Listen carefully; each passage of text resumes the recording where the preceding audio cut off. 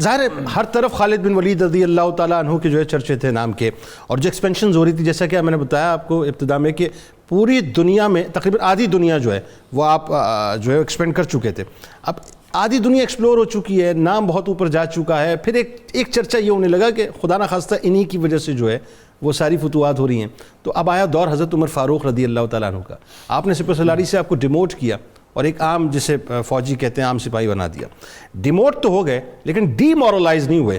یہ ایک بہت امپورٹنٹ بات ہے، اس میں ذرا کلام فرمائیے آپ پلیز. آپ کا ایک یہ جملہ اور ایک اس سے پہلے جو آپ نے کہا تھا کہ خالد بن ولید رضی اللہ تعالیٰ عنہ کی شخصیت وہ شخصیت تھی جو اپنے کام سے کام تعلق رکھتی تھی. جی تو اگر ان دونوں کو ملا لیں تو یہ بات بالکل کلیئر ہو جاتی ہے کہ جب سیدنا عمر بن خطاب رضی اللہ تعالیٰ عنہ نے جب امیر بنے تو کچھ اعتراضات تھے بیسیکلی، کیونکہ کچھ لوگوں کو یہ غلط فہمی ہوتی ہے کہ پتہ نہیں کس وجہ سے انہوں نے ان کو معزول کیا، جبکہ آدھی دنیا انہوں نے فتح کر لی اور ارتداد کا خاتمہ اور سب ہوا. اس کی ایک بیسک وجہ یہ تھی کہ ظاہری بات ہے کہ جو بندہ اتنے دور دور تک جائے گا تو اس کے خلاف فتنے بھی اٹھیں گے. اور جب فتنے وہ اٹھے تھے ان میں بڑی بات یہ تھی کہ ایک شاعر نے آپ کی شان میں ایک قصیدہ کہا، اس قصیدے کے جواب میں اس کو کچھ پیسے عطا کیے. تو لوگوں نے یہ اعتراض کیا کہ خالد بن ولید رضی اللہ تعالیٰ عنہ یہ کیونکہ مال و دولت ان کے پاس اتنا کہاں سے آ گیا ان جنگوں کے دوران کہ انہوں نے اس شاعر کو پیسے دیے. اب لوگ اس بات کو بھول چکے تھے کہ آپ کا خاندان تو آپ کے والد کا مکہ سے طائف تک کے باغات آپ کی ملکیت تھے. سبحان اللہ. اور عرب کے بڑے غنی لوگوں میں آپ کا شمار ہوتا تھا. یعنی پیسوں کی فکر ہی نہیں تھی. فکر ہی نہیں تھی. آپ کے ایک چچا تو انہوں نے مہمان خانہ ایسا کھول رکھا تھا جہاں بغیر اجازت کے ہر بندہ، ہر مہمان، ہر مسافر آ کے کھانا کھاتا تھا. تو ایسا خاندان کے اندر اور اتنے مالدار بندوں کے اندر ان کو کہاں سے یہ ضرورت تھی کہ وہ پیسہ کہیں سے اٹھاتے یا کوئی کرپشن نعوذ باللہ کہیں سے ہوتی. سوال ہی پیدا نہیں. حضرت عمر بن خطاب رضی اللہ تعالیٰ عنہ نے اپنے دانشمندی کے ذریعے یہ محسوس کیا کہ جب میں ان کو معزول کر کے کم از کم ایک بار لوگوں کے ذہن سے اس خدشے کو نکال دوں. انہوں نے پھر اینڈ پہ ایک خط بھی لکھ دیا کہ میں نے حضرت خالد بن ولید کو معزول اس لیے کیا کہ لوگوں کے اعتراضات تھے، لیکن تحقیق کے بعد پتہ چلا کہ ان کے اوپر کوئی بھی ایلیگیشن نہیں لگتا. لیکن اس سب کے اندر جو بات آپ نے کی وہ خوبصورت یہ تھی کہ جب آپ کو یہ خط ملتا ہے اس وقت کیونکہ جنگ جاری تھی، اس جنگ کے دوران میں وہ خط روکا گیا، اور جب فتح ہو گئی تو اس کے بعد جب یہ خط ملتا ہے تو آپ یہ خط دے کر اسی وقت اپنا سر تسلیم خم کرتے ہیں اور فرماتے ہیں کہ اب میں ایک تابعدار سپاہی کی حیثیت سے آپ کے سپہ سالاری کے اندر جنگ لڑنا چاہتا ہوں. سر ایک کمال بات اور بتائیں نا لوگوں، یہ بھی ذرا ایک بات جانی چاہیے کہ حضرت ابو عبیدہ بن جراح رضی اللہ تعالیٰ عنہ آپ کو ظاہر سپہ سالاری دے دی گئی تھی. اب آپ ان کی جو ہے وہ اپنا کمان میں آ چکے تھے. جو جنگ یرموک میں جب معاملہ جو ہے بالکل ہاتھوں سے نکل رہا تھا اور شہادتیں دھڑا دھڑ ہوتی جا رہی تھیں، اس وقت پھر آپ نے خالد بن ولید رضی اللہ تعالیٰ عنہ کو آگے کیا انوفیشیل کمان دی.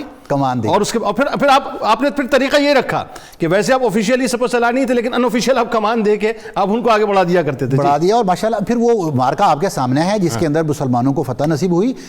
میں ایک دو تین مختصر سے ان کے واقعات آپ سے شیئر کرنا چاہتا ہوں. ایک آپ نے پہلے جو معاشرے کے اوپر اور سوسائٹی کے اوپر آپ کے اثر کی بھی اور آپ کی جنگی حکمت عملی کی بات کی. آپ صرف تلوار کے ساتھ جنگ لڑنا نہیں جانتے تھے بلکہ آپ عقل اور فہم کے ذریعے، اور آپ کے اندر اتنی خود اعتمادی تھی کہ دوسرے بندے کی بات کا جواب کس انداز میں دینا ہے یہ بھی بھلا کا جانتے تھے. ایک مارکے کے اندر ایک فارس کے ایک سالار نے آپ کو ایک خط لکھ کر بھیجا اور اس کے اندر اس نے جو جملہ لکھا وہ یہ تھا کہ اننا سمعنا انما اخرجکم من دیارکم الفقر والجوع، کہ ہم نے یہ سنا ہے کہ آپ کو آپ کے علاقے میں سے بھوک اور فقر یعنی غربت نے آپ کو نکالا ہے، یعنی کہ آپ مال غنیمت کے چکر میں اس وقت فتوحات کر رہے ہیں. جب یہ جملہ کہا تو اس نے یہ لکھا کہ انا لا نحب ان نریق دماءکم، ہم پسند نہیں کرتے کہ ہم آپ جیسے فقیر لوگوں کا خون بہا کر لیں. اور اس نے کہا کہ انا فرضنا لکل واحد منکم 10 دنانیر وحلہ، کہ ہم نے آپ سب میں سے ہر ایک بندے کے لیے 10 درہم اور ایک ساز و سامان سے بھری سواری یہ ارینج کی ہوئی ہے، آپ اپنے ساتھ لے جائیں، آپ جنگ نہ کریں. یہ اس کی جنگ کا ایک طریقہ تھا آپ کو مغلوب کرنے کا اور آپ یعنی اسلامی لشکر کی تذلیل کرنے کا. اب حکمت کے عملی دیکھیں خالد بن ولید رضی اللہ تعالیٰ عنہ کی. آپ نے جو اسی کے پشت کے اوپر لکھ کر بھیجا اس کو، فرمایا کہ لا واللہ ما اخرجنا من بلادنا الذی ذکرتا، ہمیں ہمارے شہروں سے اس چیز نے نہیں نکالا جو تو ذکر کر رہا ہے، ولکننا قوم نشرب الدماء، ہم وہ قوم ہیں جو خون پینا پسند کرتے ہیں. وَسَمِعْنَا لَا أَلَذُّ مِن دِمَائِكُمْ, ہم نے یہ سن رکھا ہے کہ اے فارسیو تم سے زیادہ پسندیدہ خون کسی کا نہیں ہے, ہم تو تمہارا خون پینے کے لیے آئے ہیں. وَجِئْتُكُمْ بِقَوْمٍ, میں اس قوم کو لے کر آپ کی طرف آیا ہوں, يُحِبُّونَ الْمَوْتَ, وہ موت کو ایسے پسند کرتے ہیں كَمَا تُحِبُّونَ الْحَيَاةَ, جس طرح آپ زندگی کے ساتھ محبت کرتے ہو. یہ جنگی حکمت عملیاں تھیں.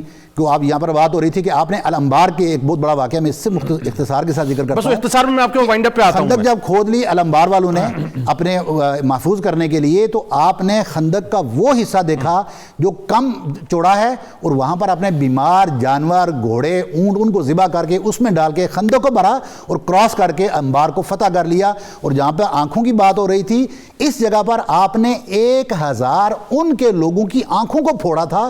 آپ نے اپنی جنگی بصیرت اور حکمت عملی کے لیے جان لیا کہ جو لوگ اس انبار کی محافظت کے اوپر مامور ہیں وہ جنگی حکمت عملی نہیں جانتے. اپنے صحابہ کو کہا کہ آپ ان کی آنکھوں کے اوپر وار کریں.